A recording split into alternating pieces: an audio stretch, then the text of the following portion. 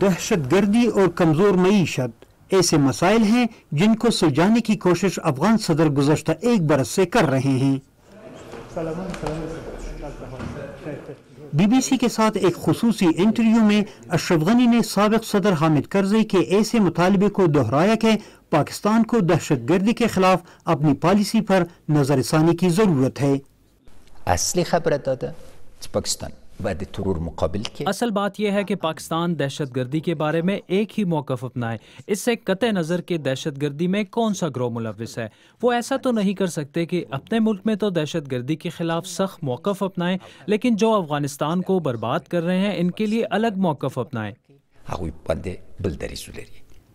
ایک طرف اگر افغان طالبان کے حملوں میں اضافہ دیکھا گیا ہے تو دوسری طرف خود کو دولت اسلامیہ کہنے والی شدت پسند تنظیم کے ننگرہار اور کندز میں حالیہ حملوں نے افغان حکومت کی پریشانی بڑھائی ہے۔ افغان طالبان کی مدد کے الزامات تو پاکستان پر لگائے جاتے ہیں، لیکن سوال یہ پیدا ہوتا ہے کہ دولت اسلامیہ کی سرپرستی کون کر رہا ہے؟ منطقی کہ داعش کی مدد کب اور کس نے کی اور جب وہ اس پر پشیمان ہوئے، وہ تاریخ دانوں کو پتا ہے، نہ کہ ہمیں۔ سیاسی مبصرین سمجھتے ہیں کہ صدر غنی اقتدار سنبھالنے کے 1 برس بعد بھی وہ کچھ نہ کر پائے جو وہ کرنا چاہتے ہیں۔